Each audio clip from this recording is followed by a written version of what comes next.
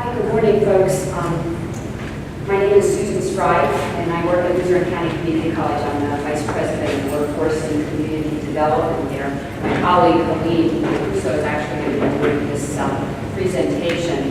But I did want to tee it up a bit in the sense that working at a community college, actually going back to the original Community College Act back in the 60s, community colleges throughout the nation were organized to try to support the regional economy and educate students who typically stay in the region to work. And that really has accelerated over the years, such that a lot of the work we do these days has to do with fairly immediate attachment to the workforce and programs that support that. So the program that Colleen runs, our PATH program, is an iteration of a U.S. Department of Labor grant that we are in partnership with Northampton Community College and Lehigh Harvard Community College. Our labor sheds are a bit different among the three community colleges.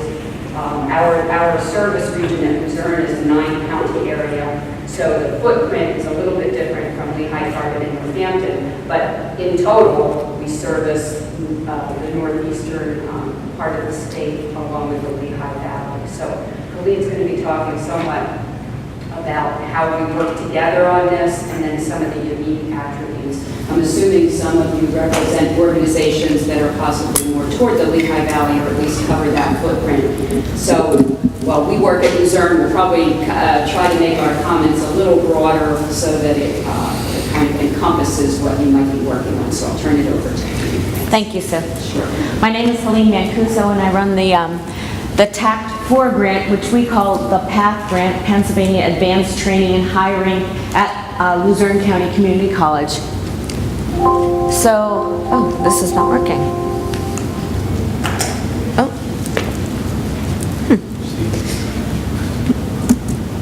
Okay.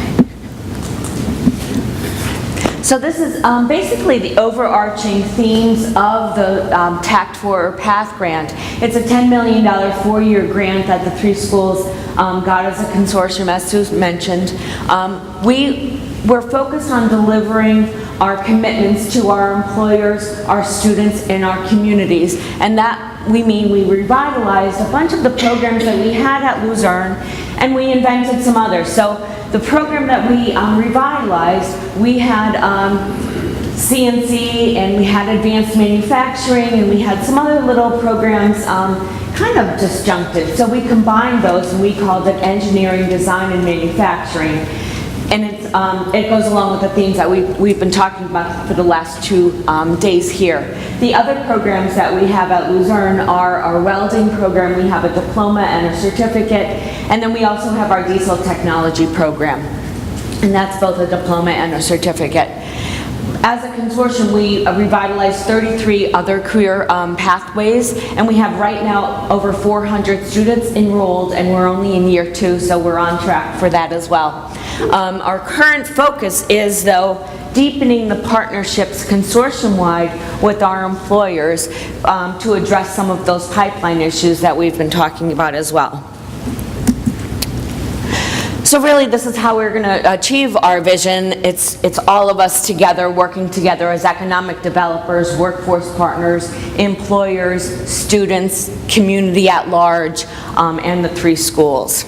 And really working synergistically about our curriculum and really working toward that pipeline. This is just a little snapshot of the 3 different schools and the things that the other schools are developing as well. Oh, I have to go back.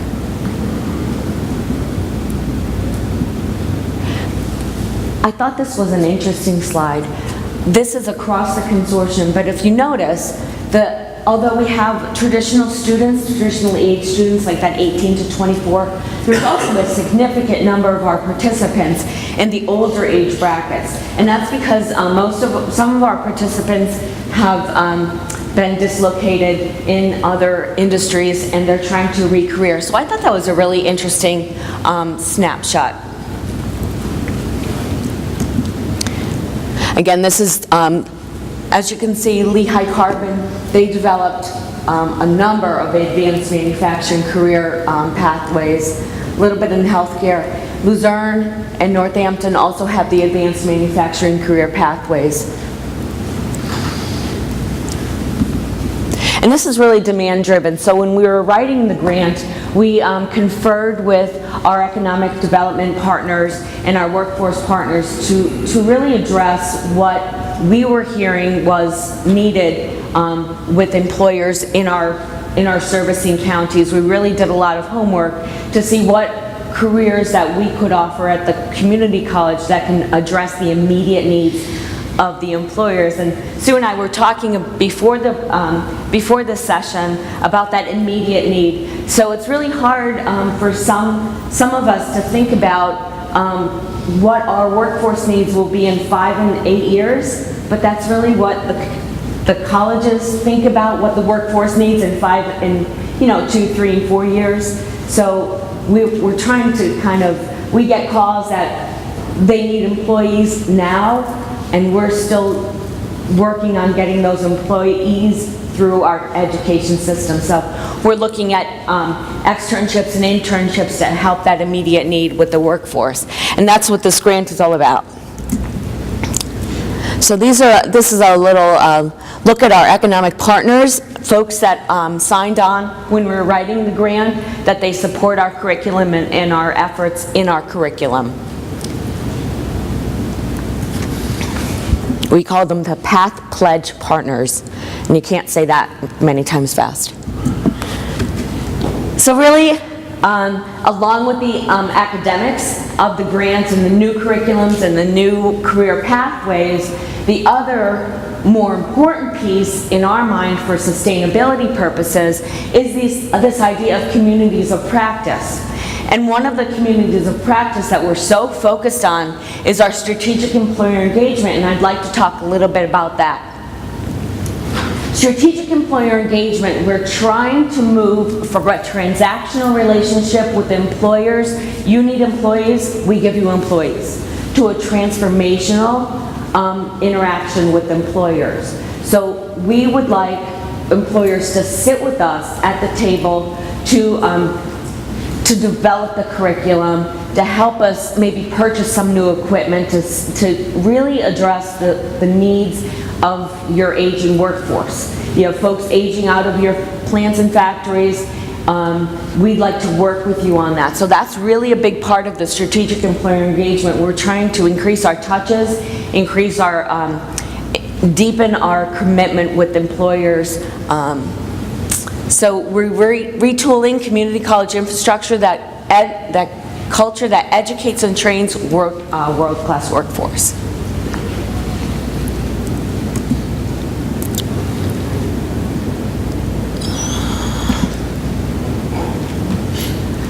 I talked about this a little earlier. One of the things that we're discussing is thinking about a common language. Educators have a different language than employers. So we're trying to come to the table to understand the underlying characteristics of the employees that you need.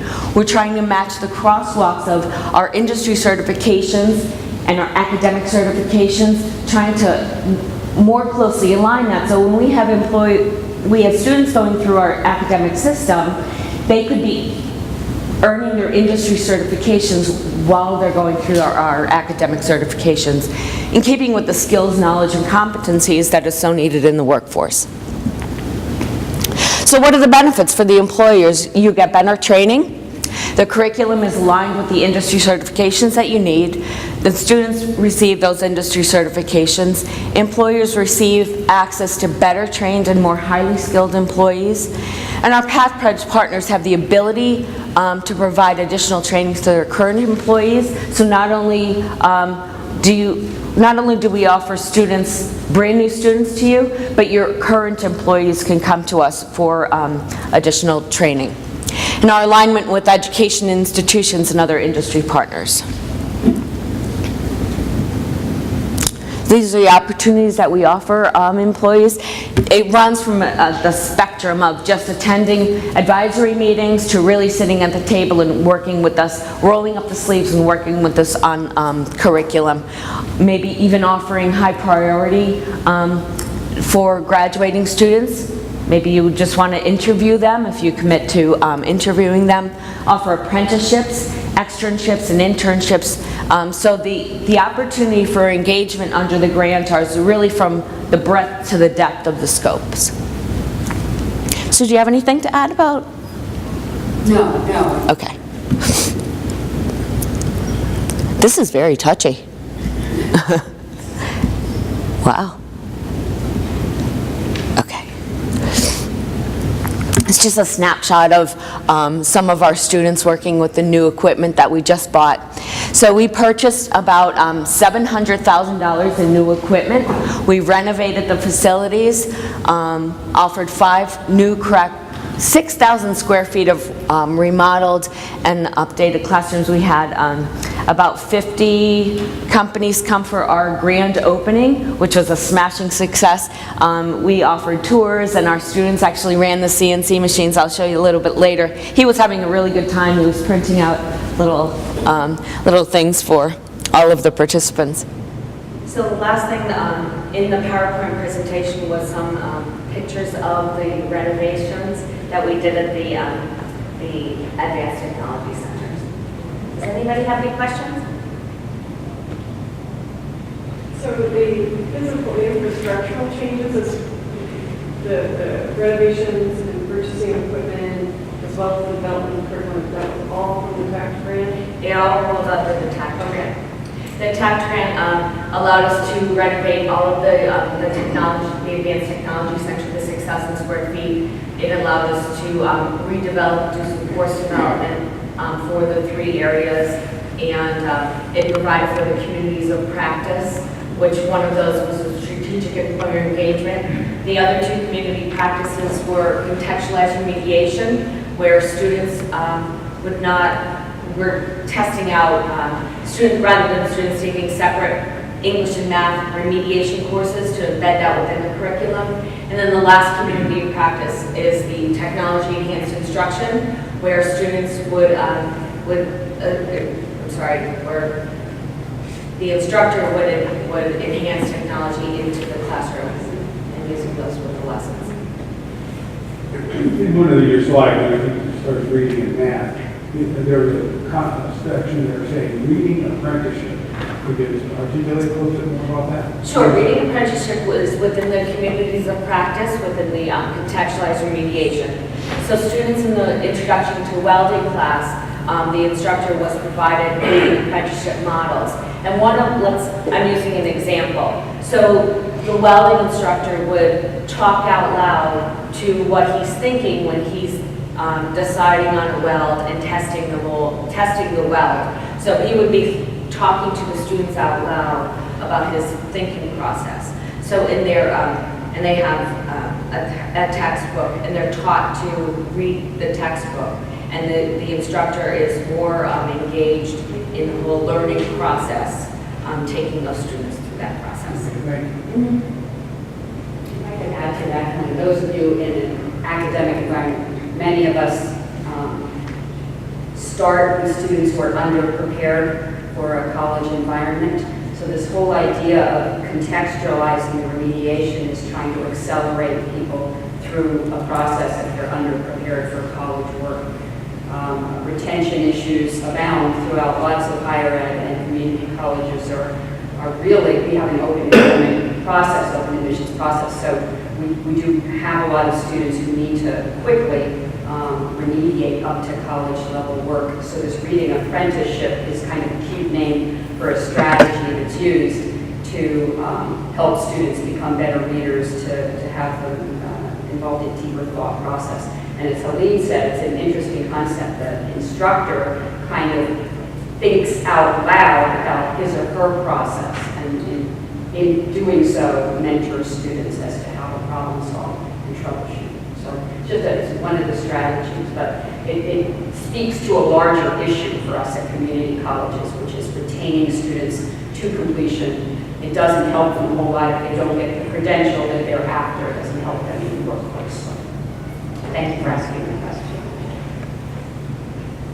So is that kind of remediation in lieu of the developmental reading class or developmental math class where they typically would end up? Or is it in addition to it?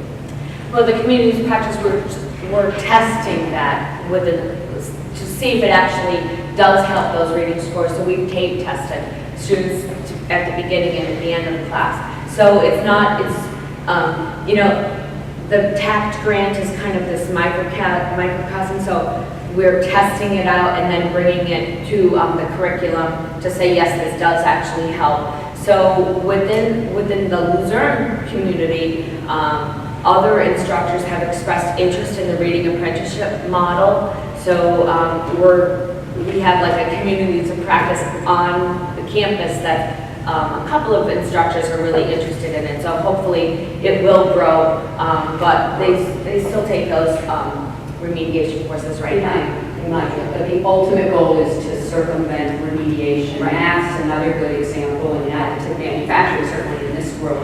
We try to use a model where embedding the math, just-in-time math principles for whatever's needed. If it's welding, if it's engineering, design, manufacturing, diesel technology. So again, it's meant to accelerate and get students college ready more quickly. Have you put in additional computer-aided design CAD classes, drawing classes in association with your manufacturing?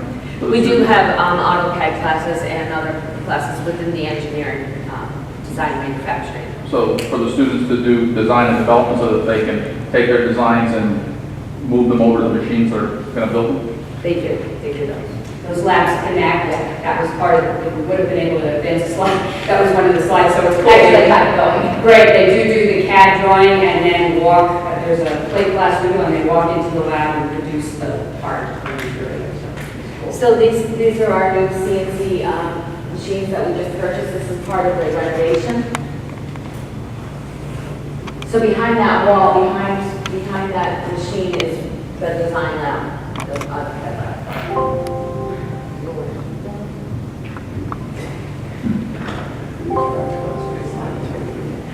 That's all right.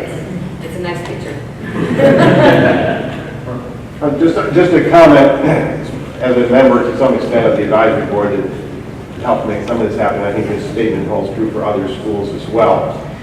What we're seeing as we move more towards some of the advanced manufacturing skills and the design and drafting and additive manufacturing and so forth, your institute in particular and others have kept the more manual skills as well and have actually set that as a precursor to taking these more advanced courses. So we're not losing that traditional education in lathe and presses and actually taking the manual measurements and seeing the fruits of your labor in that regard. And what that allows us to do is then transition to these new technologies and better understand how a process has to happen and how to do real true design for manufacturability. You know, we're seeing a lot of new technologies applied over these 2 days, and it's important to note that design for manufacturability skills haven't been lost, but we understand, hey, what still has to go on in the whole process. That's right. Across the hall from the new lab, the renovated lab, we still have the old machining lab, that the students actually do work on those manual machines. And that is as Eric said, that is a precursor to some of this other stuff in their sophomore year. Somebody else had a question. I see you have 5 programs. Are there any more plans to add over the next 3 years in the grant, or just to stay at those areas? We're doing a little bit more development within those particular courses specifically in mapping our courses and our coursework to industry certs. So rather than creating any more programs, we're kind of really taking a microscopic look at how we're offering those courses. One that isn't supported by the TACT grant, but the mechatronics program is something we just rolled out as well. And to Eric's point, I want to say that the feedback we got from small and mid-sized manufacturers was that they wanted employees who had some of those design skills and, you know, basically run the plant, right? Who had some of the design skills and could do the machining piece. So it was from employer input that we kind of combined.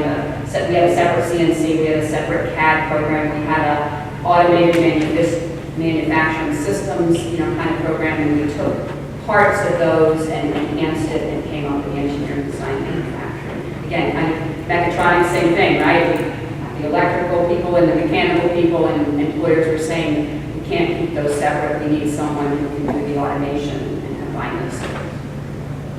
Thanks for the point, Aaron. I have a question. It's more for the rest of the folks in the room, as well as the folks from concern. I'm a public school teacher, and I was wondering if any of you folks had dedicated any funding from your local universities to pairing or partnering with your local public schools on these engineering or additive manufacturing projects that I see the universities doing to promote your institution. I'm just wondering if my students would be more apt to attend your programs if they were already familiar with your offerings in your university. So I'm just wondering if maybe a potential business model change is going to improve my kids going to your universities. I don't know. I'm from outside this region, Lancaster County, and Thaddeus Stevens sits in the middle of an urban school district with a lot of the urban school district problems. And so another initiative is women and minorities in STEM curriculums. So we started kindergarten. And it's interesting because these kindergarten, I go to 4 classrooms. I adopt one school. A lot of other faculty does, but kindergarten, 5th grade, and it's going to take, I think they started about 6 years ago. So theoretically, our kindergartners are about halfway to getting into our doors. But it's a long-term commitment, and I think it will pay off. So what are you doing in the elementary schools? What do I do when I go into kindergarten class? I teach a mechatronics program, and I found building blocks to be a really good thing. So if you're familiar with that, I'm not a very creative educator. I have 25 years in industry and 2 years in education. And the other thing, building blocks is really designed for females, but I found it's interesting personalities and gender stuff, and it's a very engaging thing, and it introduces power transmission concepts is the one I use. So it's hard. It really makes your head hurt, and when you come across something that works well, it's like, this is good. This is what these students need to see each step of the way. What school district are you in? Wayne Highlands up in the northeastern corner. I teach at Northampton, and I am oddly in early childhood education. And we have a fab lab down in Bethlehem, but not where I teach at Monroe. And the reason I got involved in that is because my students can't solve any problems. And I want them to teach students differently when they get to teach kindergarten. But recently, I also had 2 teenage boys who are graduating from high school in the next few years with, I believe, almost 0 skills to solve problems. We're still teaching the way education was designed 100 years ago for the Industrial Revolution. If any of you have seen that movie, Most Likely to Succeed, we need to change things. So I've been thinking about how to get a fab lab here. And then, how do we get into the high schools? I certainly want students to come to our college for my own job preservation. But more than that, they need to be creative. They have no soft skills. And that's not because the teachers aren't excellent, it's because we're not providing teachers with the tools or the development to go and do it. And so I think I'm asking where you were because it would be great to get closer to where I could get in. But we want that for that business, because a college is a business at the end of the day. And so we want your students to come to our school, and that poses the question of how can we get your students, in my case, Northampton. But I see my kids needing the skills. They want to be a dentist and work with computers, but they still need the skills that can be learned in additive manufacturing, but also in old world tools like the lathe and like the drill press, that they have no idea how to solve those problems. I think it's an excellent question, and that's part of the reason I'm here, to think about not just my college students, but they're coming to me, needing remediation, it's academic, because they don't ever have the chance to do what we know they need to do to be successful in life. So I don't know if I answered your question, but it's a really good question. I'll comment on that question too, because I have a computer company and we service Philadelphia School District and the Camden School District. I fell in love with additive manufacturing and printing in 2013, and I actually did like kind of a road show. So some of our biggest clients were school districts, so I just popped my 3D printer in and showed the kids. Kids were crazy. Scan their head in, print them out, but those skill sets are not there. Professionally, I'm a computer science person, but my heart leads education. And it's one of those things where how can we get the kids equipped with the knowledge that this stuff even exists before we go to the problem-solving skill set. So one of the things that I'm personally doing is I'm starting an organization that helps serve the underserved. We set up a computer lab for Camelot Escambia in Florida, and these were problem kids that had behavioral issues. And we teamed up with Enable and had them printing out prosthetics on MakerBot printers, just so that they could see how we can solve that. And then another kid said, oh, my vacuum cleaner part work, can I bring that in and scan it? Sure, you can do that. And then it opens up the reason as to why problem-solving skills, mathematics, the whole STEM movement is important for these kids. I don't have the answer to your question, but I'm definitely going to talk to you afterwards, because I really think it really starts at the elementary level. We've done some stuff in Notre Dame Elementary School up here in the Poconos, and you can see a transitional shift from why manufacturing is important, why problem-solving skills is important, but also two young ladies said, maybe I should, major in college in this sort of thing, in the science and engineering. So I think there's a big bridge between the ability of understanding what the technology is and the implementation of it, and then how does that personally reflect onto the child or the student. So I know that doesn't answer your question, but I just wanted to throw that in the mix. And I think it's something that's very interesting with the community colleges, as well as universities in the area. We can really figure out how to change the perception of students' mindsets when it comes to this type of technology.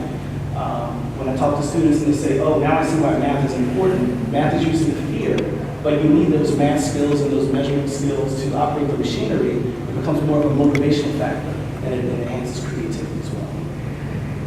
I'd like to say just one thing about that too. I'm from Keystone College, and we do a lot of programming for high school students, and I know other institutions do too.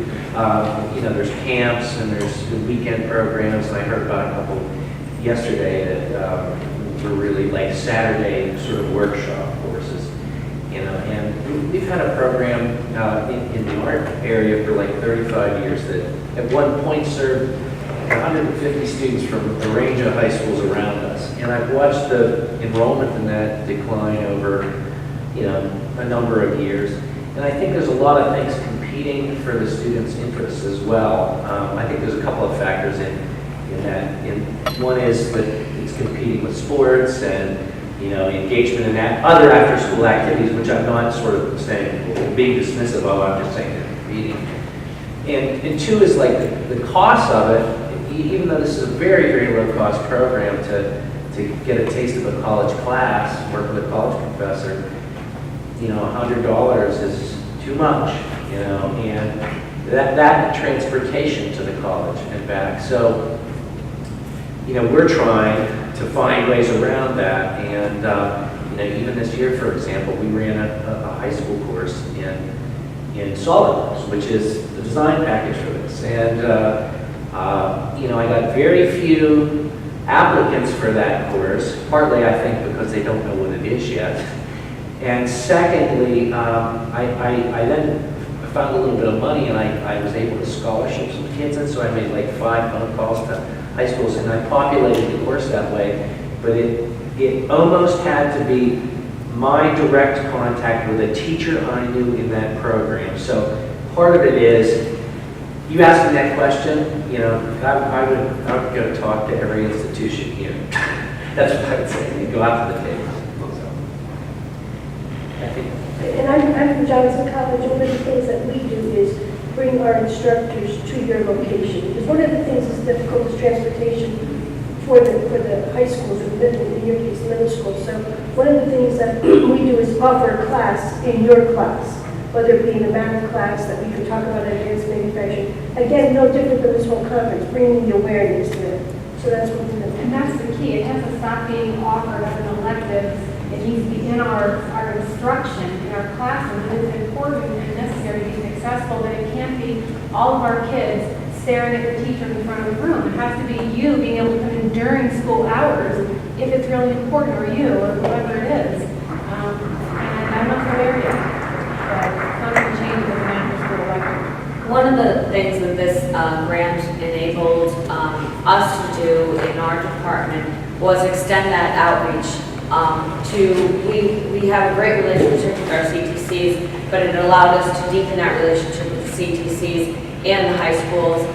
We go out into the high schools.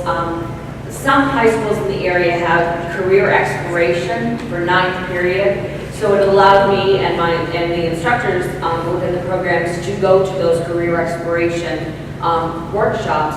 And under the grant, we bought a welding simulator. So here I am carrying my little welding simulator suitcase to those area schools. And it's just, the kids like to play on they want to see if they can do it, and it's a really cool thing. But it helps bring the awareness of what's actually out there at the community colleges. So that's another thing that we're grateful for this grant. I'm looking at your watch, and I know we're out of time. Is there any other last questions for Sue or me? Well, thank you so much for your